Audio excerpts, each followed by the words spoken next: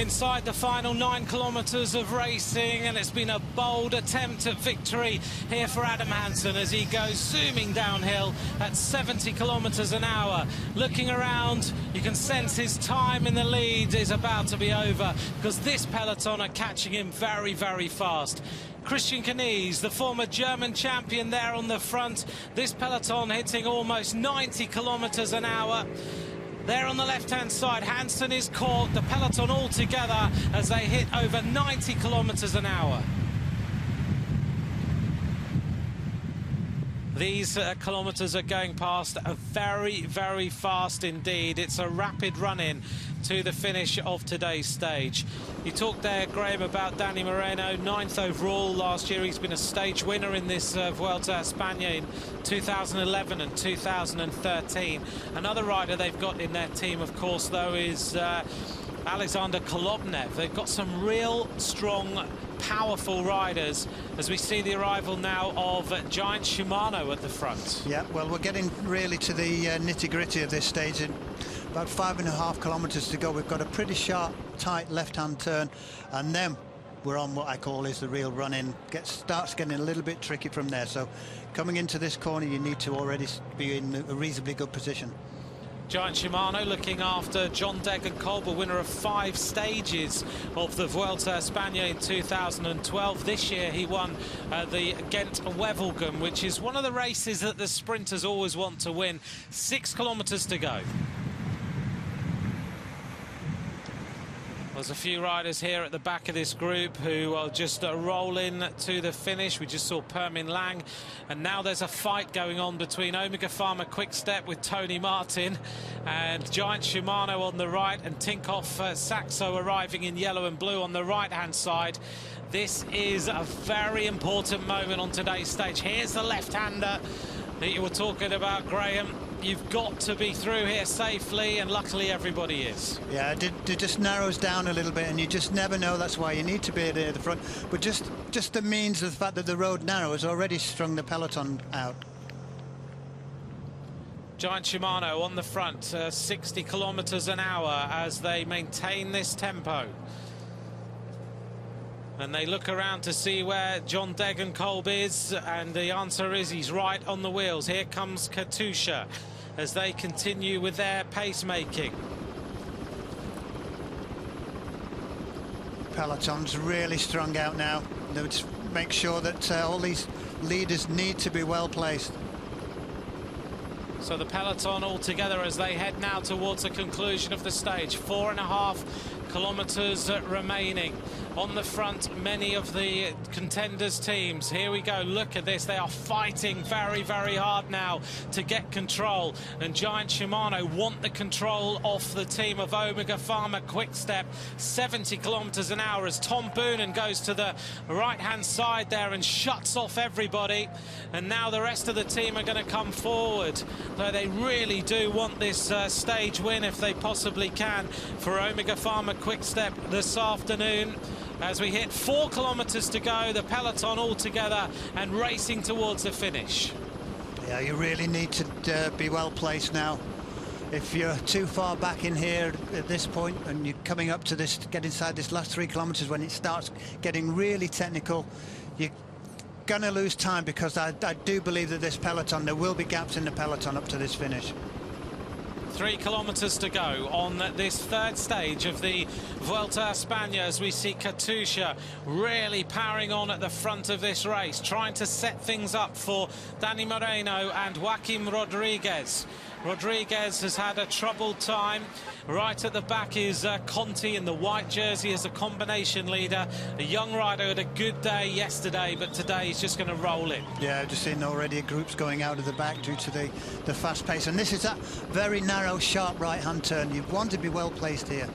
Over the Guadalat River and a very narrow bridge, as everyone has been talking about this since they left the aircraft carrier this morning. Everyone's safely over there. Now they go left and a little chicane going right.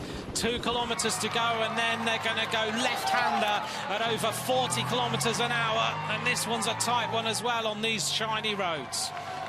Yep, and then we're going to go back over the river, alongside the river on the other side of the river, and then we'll hit the climb almost as soon as we get back over the river. So back over the river again, and Giant Shimano now take control. Katusha look to be a little bit disorganised as we look here at the front to see who is going to be the first rider to attack.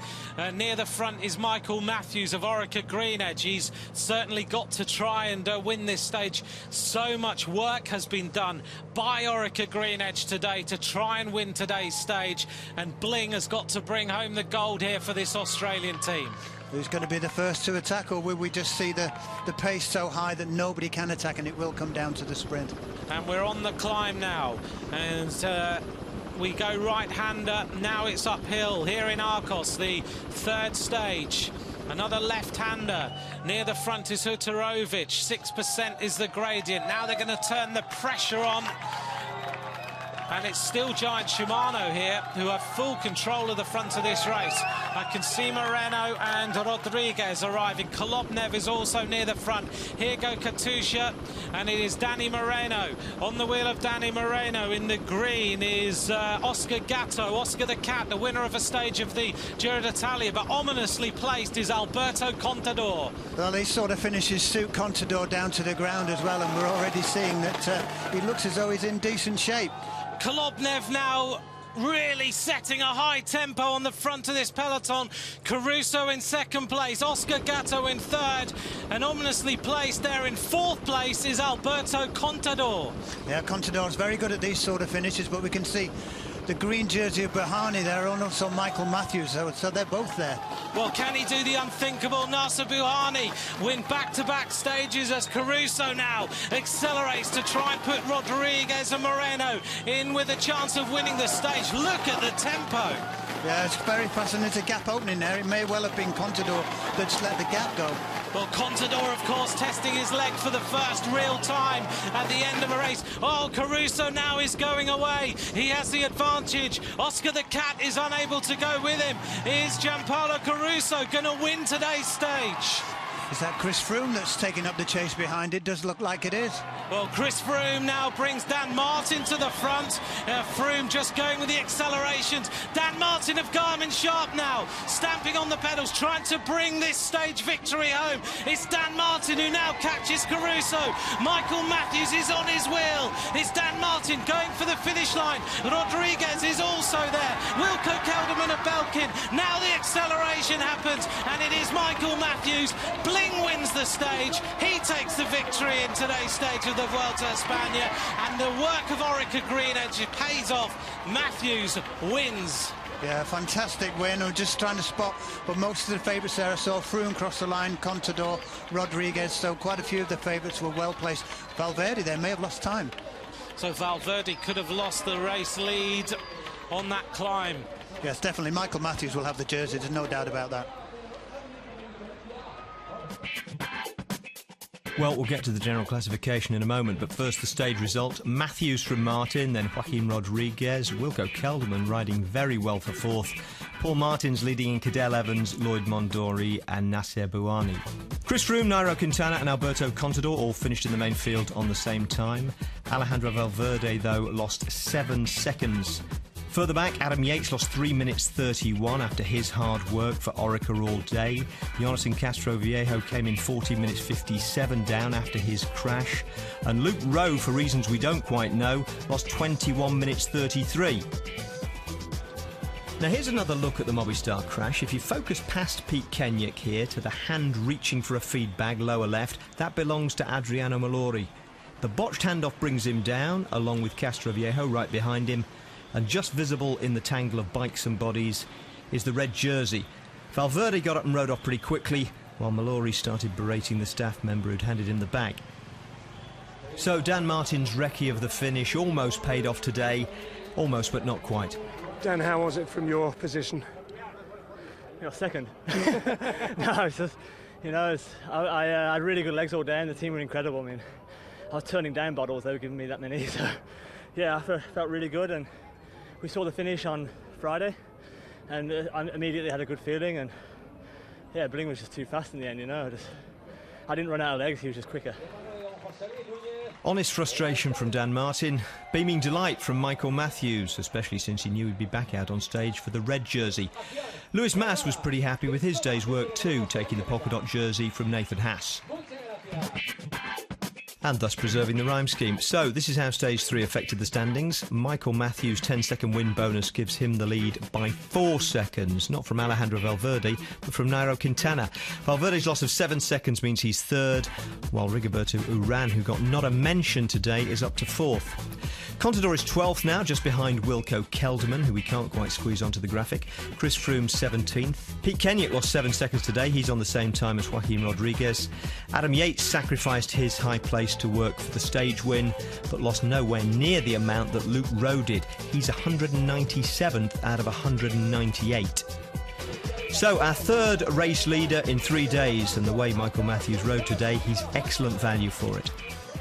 Michael, congratulations. You put the team to work early on. Very hot day. There was a lot of responsibility on your shoulders. Yeah, definitely, but I like that responsibility. I like when the team puts every bit of faith in me and I'm able to deliver like this. It makes the win so much sweeter to win when your whole team is just completely smashed themselves for you. And it puts all the pressure on me, but yeah, I thrive on that pressure, so I love it. And another leader's jersey. You led the Giro earlier in the year. You've got the red jersey here. It's how do you feel? It's definitely a dream come true. I didn't expect to have any leaders jersey this year, but now to have 2 leaders jerseys in my 2 Grand Tours, it's just, I still can't believe it. I think I'm going to flick myself tonight and see if this is actually a dream or it's a reality.